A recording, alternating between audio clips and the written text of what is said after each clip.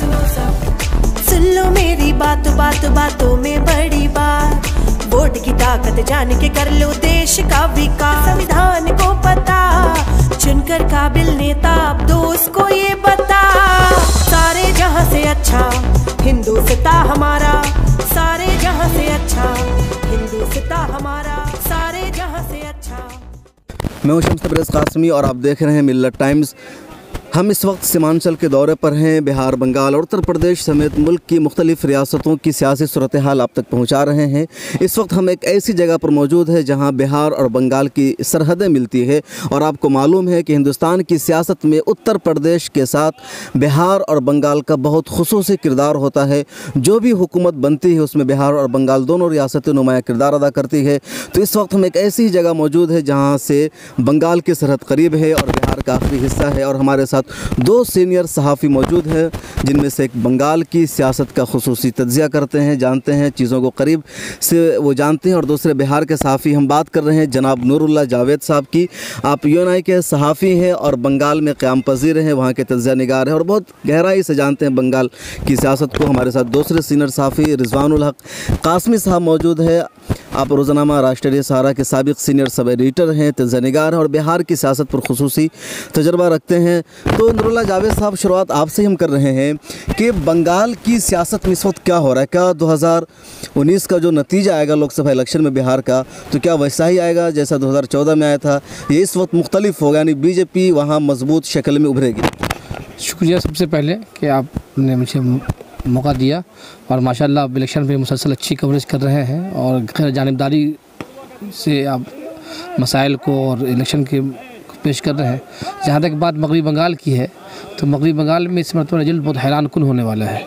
वजह उसकी ये है कि गुज़िश्ता 5 सालों में मगरबी बंगाल में बीजेपी ने, बिलखुसूस आरएसएस ने, बंगाल के सरहदी इलाके में जो बांग्लादेश से सटा हुआ बॉर्डर है या फिर भूटान से सटा हुआ या फिर बिहार के बॉर्डर पे जो और झारखंड के इलाके में उन्होंने बहुत ज़्यादा मेहनत किया है और उसके वजह से वहाँ पर रिजल्ट बहुत हैरान कुन होने वाले हैं। और सेकंड बात ये है, इस वक्त जो मगरबी बंगाल में जो इलेक्शन चला है तो चहारुखी लड़ाई है। कम्युनिस्ट वो पार्टी अपनी जगह है, कांग्रेस है, टीएमसी है ममता बनर्जी की पार्टी और बीजेपी भी है, और ऐसा लग रहा है कि बीजेपी वहाँ बहुत मजबूत हो चुकी है। तो बीजेपी के मजबूत होने की वजह क्या है बंगाल? इसकी सबसे बड़ी जिम्मेदार ममता बनर्जी बहरास्त है कि बंगाल में हमेशा बीजेपी की कोई पोजीशन नहीं रही। 2014 से पहले उसका वोट फीसद जो था 6% के अंदर हुआ करता था। 1992 के बाद भी बीजेपी 10% से आगे नहीं बढ़ सकी। 2014 में अचानक 18% वोट ले आई। उसके बाद क्या हुआ कि ममता बनर्जी ने गुज़श्ता 8 सालों के दरमियान सीपीएम को, कांग्रेस के लीडरों को इतना मारा कि ये लोग सबके सब टीएमसी में चले गए। तो जाहिर बात है ये पोजीशन की सीट खाली हो गई, तो उसकी जगह किसी न किसी को आना था। बीजेपी के पास रुपये भी हैं, पैसे भी हैं और उन्होंने हालात को साजगार किया और उसकी जगह पे बीजेपी एक बड़ी ताकत बनकर आई। और सेकंड बात ये है कि बीजेपी ने एक प्लानिंग के तहत काम किया है। बंगाल में कि 42 सीट में सिर्फ 14 अपना ऐसी सीटें हैं जहाँ पे मुस्लिम वोट 5% से नीचे है। वहाँ पर उन्होंने पोलराइजेशन की कोशिश की है और नतीजा जो सर्वे रिपोर्ट जो आ रही है और हम लोग देख भी रहे हैं जिस तरह से बंगालियों में गुस्सा है ममता बनर्जी के तय, उसके नतीजे में वहाँ पर 15 सीटों में बीजेपी तकरीबन 10 सीट तो निकाल ही लेगी। आपका ये मानना है कि ममता बनर्जी के तय आवाम में बहुत गम गुस्सा है और बीजेपी की मजबूती के लिए भी ममता बनर्जी जिम्मेदार है? हम मज़ीद बात करेंगे बंगाल की सियासत पर, लेकिन ज़रा बिहार में चलते हैं। रिजवानुल हक कासमी साहब, क्या आपको लगता है कि 2019 का जो रिज़ल्ट आएगा तो महागठबंधन जो बिहार का बना हुआ है वो कुछ मौसर किरदार अदा करेगा और एनडीए को यहाँ शिकस्त मिलेगी या नतीजा 2014 की तरह होगा? कम से कम गोलमोल नतीजा होगा? संतरे साहब, सबसे पहले तो मैं इस माइक में पकड़े हुए इंटरव्यू के लिए आपको मुबारकबाद पेश करता हूँ कि आप मुसलसल मुहिम चला रहे हैं और ये दिखा रहे हैं कि क्या सूरत हाल है इस लोकसभा इलेक्शन की और आवाम का रुझान और लोगों की बातें भी सुन रहे हैं। इस वक्त जो बिहार की सूरत हाल है गुज़िश्ता 2014 में जो इलेक्शन हुआ था उस इलेक्शन से बिल्कुल मुख्तलिफ है। उस वक्त जो लहर थी वो लहर इस वक्त नहीं है, ख़ासतौर से बीजेपी के हक़ में। मोदी लहर नहीं है। हाँ, लेकिन चूँकि यूपीए अलायंस जो है वो ठीक चल रहा था और अभी भी ठीक ही है, लेकिन बाज़ सीटों पे उसको, जैसे यहाँ जो इन लोगों ने होशियारी की या जो सीट का बंटवारा एनडीए ने किया है बराबर सीटों का, 17 सीट जेडीयू को और 17 सीट बीजेपी को, तो इसमें जो एनडीए का अलायंस है उसमें जेडीयू को फ़ायदा होता हुआ नज़र आ रहा है। वजह यह है कि नीतीश कुमार का अपना काम है दूसरी लेकिन ये बताइए, जो इंडिया का अलायंस तो बहुत अच्छा है, जो गठबंधन का अलायंस है यूपीए का कह लीजिए, ये अलायंस आपस में खुद टूटता हुआ नजर आ रहा है। सुपौल में आरजेडी ने कांग्रेस के खिलाफ कैंडिडेट खड़ा कर दिया, बेगूसराय की हालत ख़राब है, उधर सिवान की सूरत हाल ख़राब है, तो मतलब लगता है कि खुद जो गठबंधन है यहाँ का उसी में एक दूसरे में तजाद है। मधुबनी में डॉक्टर शकील कांग्रेस के हैं और वो गठबंधन के खिलाफ इलेक्शन लड़ने जा रहे हैं। असल में मामला ये हुआ कि इस गठबंधन के होने से पहले जो सूरत हाल यहाँ थी, बीजेपी मुखालिफ ज़हनियत बहुत हद तक लोगों की थी और जो मरकज़ी हुकूमत से लोग तंग आ चुके हैं, वो चाहते थे उनके खिलाफ पोल करना। लेकिन ये जो गठबंधन हुआ यूपीए का, वो बिल्कुल गैर मुनासिब गठबंधन हुआ और इसमें खास तौर से सीटों के बंटवारे में अब जो मिथिलांचल का इलाका है वो आरजेडी का बहुत ही मजबूत एक तरह से किला माना जाता है, लेकिन वहाँ उम्मीदवारों को गलत तरीके से देने से, जैसे फातमी साहब को नज़रअंदाज कर दिया गया या मधुबनी सहनी के हक़ में आ गया, तो और जो आपने कहा कि शकील साहब वहाँ से आज़ाद लड़ना चाहते हैं, यकीनन शकील साहब जब आज़ाद लड़ेंगे तो इसका सीधा नुकसान यूपीए को होगा और बहुत बड़ा नुकसान होगा। और उसी मतलब है कि मिथिलांचल 2014 की तरह 2019 में भी आरजेडी और सेकुलर पार्टियों के कब्जे से निकल जाएगा, इंडिया के कब्जे में चला जाएगा। जावेद साहब, ममता बनर्जी की जो हुकूमत है उसको ये कहा जाता है कि वो बिल्कुल मोदी के ख़िलाफ़ है, सेकुलरिज्म पर मबनी है, लेकिन ज़मीनी सच्चाई क्या है? ममता बनर्जी, चूँकि हम लोग यहाँ रहते हैं, तो ज़मीनी सतह पर ममता बनर्जी का कैसा काम है? कुछ काम काज है या सिर्फ बयानबाजी है उनकी? देखिए, ममता बनर्जी के बारे में जो हिंदुओं में जो धारणा बनी है, जो वो ये कि वो मुस्लिम नवाज बन गई है और उसका नुकसान ममता बनर्जी को इलेक्शन में होने जा रहा है। बीजेपी ने इतना प्रोपेगेंडा किया कि ममता जो है मुमताज़ बेगम बन गई है और जितना काम करती है सिर्फ मुसलमानों के लिए करती है, जबकि हकीकत ये नहीं है। मुसलमानों की हालत बहुत ज़्यादा ख़राब है। अभी अमर्त्य सेन की एक रिपोर्ट भी आई है, उसमें बताया गया कि मुसलमानों की हालत क्या है। लेकिन जब कहा जाता है ना कि आपके किरदार से कहीं ज़्यादा अहम होता है आपके मतलब धारणा क्या बनती है। बंगाल और असम जैसी रियासतों के बारे में कहा जाता है कि वहाँ हिंदू मुस्लिम का ज़्यादा मसला नहीं, बल्कि वहाँ जो इलाकाई है वो चीज़ें रहती है कि हम बंगाली है, हम आसामी है या लिसानी वहाँ बात चीज़ें होती है। तो फिर बंगाल में हिंदू मुस्लिम किस एतबार से है? देखिए, बंगाल के जो दानिश्वर हैं, बंगाली दानिश्वर हैं, वो यकीनन जो सूरत हाल बीजेपी ने पैदा किया है वो इंतहाई उससे फ़िक्रमंद है, चूँकि वो बंगालियों में कभी भी लिसानी ये मजहबी असबियत नहीं रही है। लेकिन अब चूँकि बिहार के बड़ी तादाद लोग वहाँ चले गए हुए हैं और सरहदों से जुड़े हुए जो लोग, उसका असर वहाँ पड़ गया है। और एक बात, दूसरी बात यह है कि ममता बनर्जी ने जो आइडेंटिटी पॉलिटिक्स जो किया है, जिसको बोलते हैं उर्दू में बोल सकते हैं शनाख्त की सियासत, तो उसका असर ये पड़ा है कि हिंदुओं में एक तरह से फीलिंग होने लगी है कि हमारी जो हुकूमत है हमारे लिए कुछ भी नहीं किया। जबकि ममता बनर्जी ने कन्या श्री उनकी बहुत मशहूर स्कीम है, जो हर बच्चियों को 25,000 रुपये देती है आला तालीम हासिल करने के लिए, शादी के लिए 5,000 रुपये रूपा श्री देती है। फलाही स्कीमें बहुत बड़े पैमाने चलाई, उसका असर उनको मिलने वाला है, फ़ायदा मिलेगा।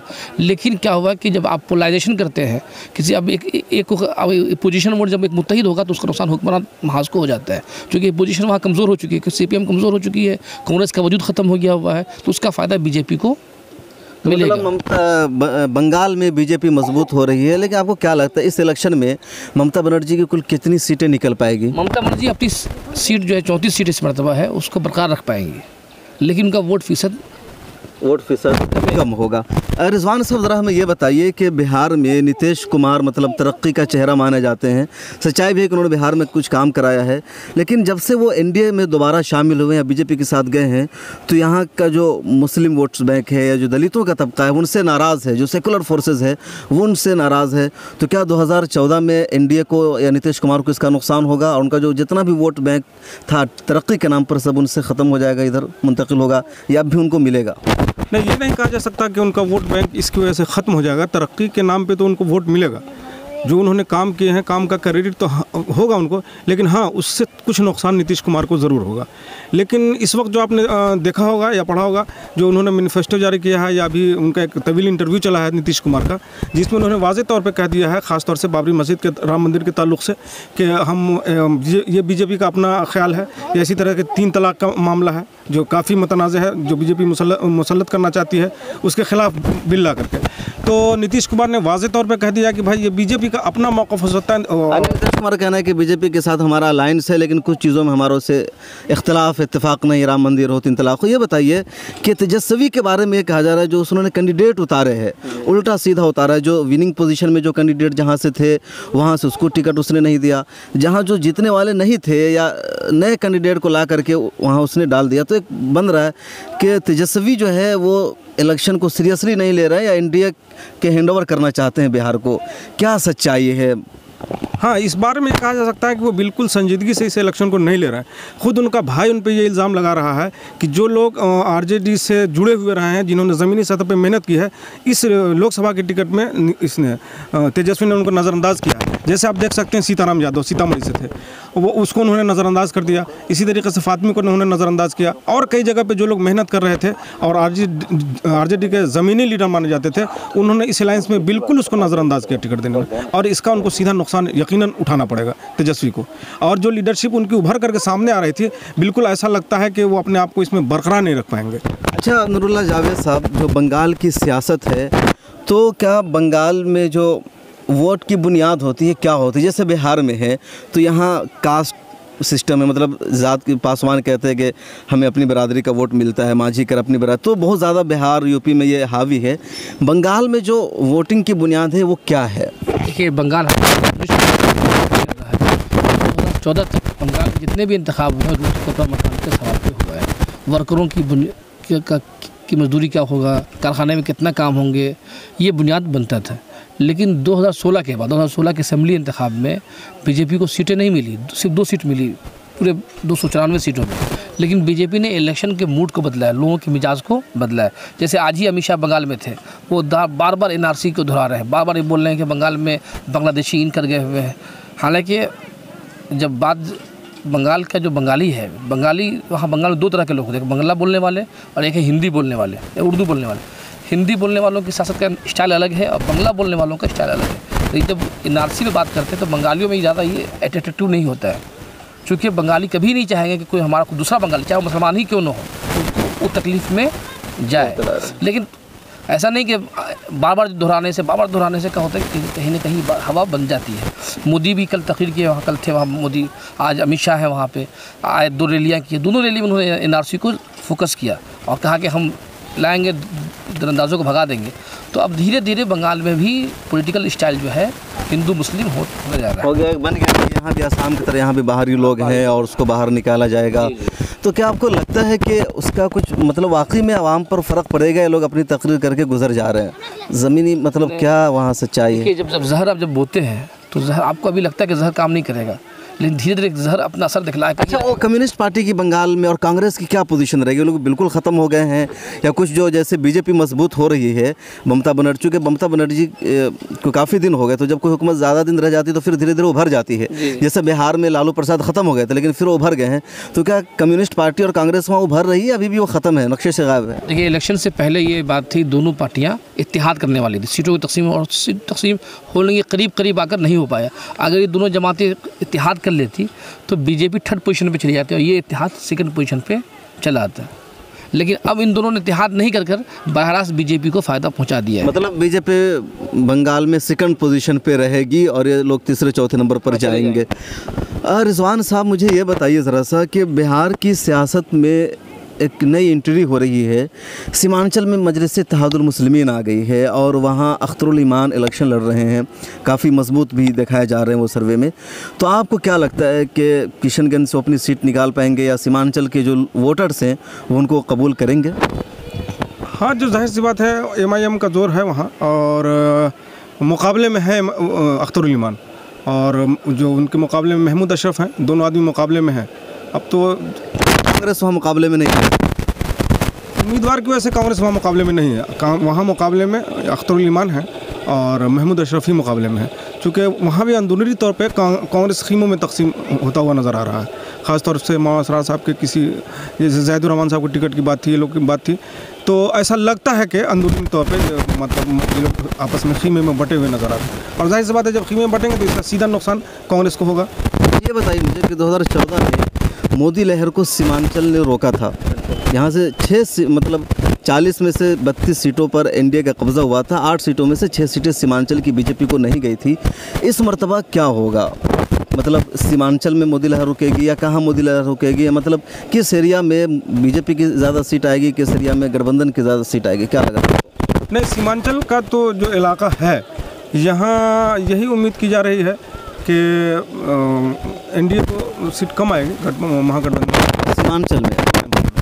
और दूसरी बात यह है कि जो मिथिलांचल का इलाका है या इस तरह के जो दीगर इलाके हैं, तो एनडीए के मुकाबले में यूपीए इत्तेहाद मजबूत है ज़रूर, लेकिन ख़ास तौर से जो जहाँ जेडीयू के उम्मीदवार खड़े हैं तो वहाँ एनडीए को फ़ायदा दिख रहा है। वहाँ लोग चूँकि उनका कुछ वोट परसेंटेज है मुसलमानों में, और जो नीतीश कुमार का काम है, या नीतीश कुमार ने बिल्कुल जो इनका बीजेपी का अपना मसौदा है उसे बिल्कुल अलग थलग अपनी राय रखी है, तो कहीं ना कहीं इससे मुसलमान थोड़ा सा मुतासिर होते हैं। नाज़रीन, आप देख रहे हैं इलेक्शन पर हमारी खुसूसी कवरेज, और हमारे साथ दो एक्सपर्ट मौजूद हैं, एक बंगाल के, एक बिहार के। हम नूरुल्लाह जावेद साहब से गौर सवाल लेंगे कि बंगाल में जो ममता बनर्जी की पॉलिटिक्स है, उनकी जो सियासत है, तो क्या उनकी सियासत का वही अंदाज़ है जो यूपी और बिहार में लालू प्रसाद का, मुलायम सिंह का होता है, यानी मुस्लिम तुष्टिकरण का, कि मुसलमानों से वादे करो, उनको लुभाओ और उनका वोट लो? तो क्या बंगाल में ममता बनर्जी सिर्फ मुसलमानों का वोट ले रही है, उनके हिमायत में कुछ बोलती है, या ज़मीनी सतह पर भी वाकई मुसलमानों के एम्पावरमेंट के लिए वहाँ कुछ काम किया गया है? देखिए, 2016 के बाद से ममता बनर्जी के एजेंडे से मुसलमान गायब है। आप 2014 की रैली देख लीजिए, 16 की रैली देख लीजिए, उसके बाद 2 साल का वक्फा देख लीजिए, ममता बनर्जी ने एक मरतबा भी मुसलमानों का नाम नहीं लिया है। जो सूरत हाल यूपी में है या बिहार में है, जो दीगर रियासतों में कि मुसलमानों का नाम लेने से सेकुलर पार्टियाँ डर रही हैं, वो सूरत हाल बंगाल में भी पैदा हो चुकी है। मतलब ममता बनर्जी भी खौफजदा है। लेकिन ममता बनर्जी की सबसे बड़ी खूबी है कि ममता बनर्जी हिंदुस्तान की एक ऐसी सियासतदान है जो लड़ने में यकीन रखती है, और हारते हारते भी वो जद्दोजहद का भी यकीन रखती है। वो मोदी की ज़ुबान में जवाब देना जानती है, इसलिए वैसे वहाँ पर जो लड़ाई है वो इंतहाई बहुत सियासत की बहुत नीचे सतह पे आ गई है। मोदी ने भी अगर बदतमीज़ी किया तो ममता बनर्जी ने उससे बढ़कर 2 लफ्ज़ आगे बढ़कर बदतमीज़ी की है, और उसका फ़ायदा ममता बनर्जी को ये मिलेगा कि बंगाली अवाम को, चाहे वो मुस्लिम हो चाहे वो हिंदू, उनको ये तासुर देने में कामयाब होती नज़र आ रही हैं कि हम अगर कोई बंगाल की कोई शेरनी है तो मैं शेरनी हूँ। तो ये फ़ायदा ममता, कहा जा रहा है कि ममता बनर्जी वज़ीर-ए-आज़म भी बन सकती है, आपको नहीं, ये तो सपना है, उनका ख्वाब है। अच्छा, आखिरी सवाल के 2019 में किसकी सरकार बनेगी, यूपीए की, एनडीए की? आपका अपना तज्ज़िया क्या कह रहा है? मेरा अपना ज़ाती तज्ज़िया यही है कि एक बार फिर लगता है कि बीजेपी की सरकार तो नहीं बन पाएगी, लेकिन एनडीए की सरकार बन जाएगी। अभी भी तो एनडीए की सरकार थी, बहरहाल बीजेपी बनाने के काबिल थी, एनडीए की बनाए। आपको क्या लगता है? मुझे ख्याल लगता है कि बीजेपी हिंदुस्तान में 2024 तक हुकूमत करेगी, और जब हिंदुस्तान तबाह बर्बाद हो जाएंगे, तबाह हो जाए माशी तौर पे, तब शायद कि यहाँ के आवाम को एहसास हुआ कि ऐसा क्यों लगता है कि बीजेपी सरकार बनाएगी? मध्य प्रदेश की सूरत हाल बदल गई है, राजस्थान की सूरत हाल बदल गई, छत्तीसगढ़ की सूरत हाल बदल गई है, और उत्तर प्रदेश और बिहार का नतीजा भी अब 2014 की तरह नहीं होगा। साउथ पहले से मतलब कांग्रेस के हक़ में ज़्यादा वहाँ सीटें आ रही है, बीजेपी की कम में है, तो ऐसा सिनेरियो तो बता रहा है कि मतलब बीजेपी की सीटें कम हो रही है। नहीं, देखिए, लेकिन इलाकाई जमातें जो है, जैसे YSR है, या हमारे उड़ीसा के ये है, या फिर आपको तेलंगाना में शेखर राव रेड्डी हैं, ये जो 3 पार्टियां हैं, ये क्लीदी रोल अदा करने को तैयार बैठी है, और इन तीनों के लिए बीजेपी में जाने से कोई गुरेज नहीं है। यूपी में भी तो तीनों आ सकते हैं? नहीं, यूपी में नहीं आ सकते हैं। कभी नवीन पटनायक कभी भी कांग्रेस को कबूल नहीं कर सकते हैं, वो बीजेपी में जा सकते हैं।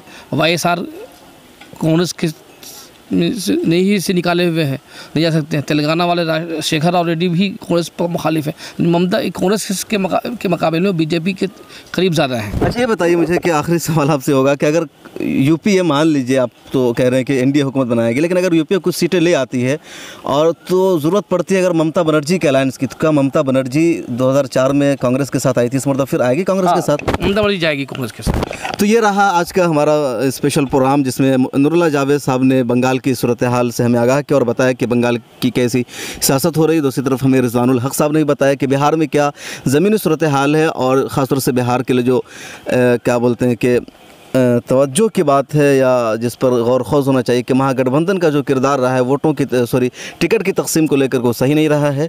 ममता बनर्जी भी मुस्लिम तुष्टिकरण की सियासत कर रही है। देखिए 23 मई को क्या नतीजा आता है। पहले मरहले का आज इंतखाब भी हो गया है 91 सीटों पर, अब 6 मरहले का इंतखाब बाकी रह गया है। 23 मई को नतीजा आ जाएगा कि मुल्क की सियासत में क्या होता है, किसकी हुकूमत बनती है। राहुल गांधी वज़ीर आज़म बनते हैं, मोदी के सर पर दोबारा वज़ीर आज़म के ओहदे का ताज सजेगा। मिलत टाइम्स का ये प्रोग्राम देखने के लिए आपका शुक्रिया। आप हमसे जुड़े रहिए, हमसे वाबस्ता रहिए, ताज़ा तरीन अपडेट हम आप तक पहुंचाते रहेंगे। और हमारी वेबसाइट विजिट कीजिए www.millettimes.com। मिलत टाइम्स की वीडियोस देखने के लिए यहाँ क्लिक करके सब्सक्राइब करें, और हाँ, बेल आइकन जरूर दबाएं। अगर फेसबुक पर देख रहे हैं तो पेज लाइक करें। ताज़ा तरीन खबरों और मज़ामीन के लिए विजिट करें हमारी वेबसाइट www.millettimes.com। हमारी ये वेबसाइट उर्दू, हिंदी, इंग्लिश तीनों लैंग्वेज में मौजूद है।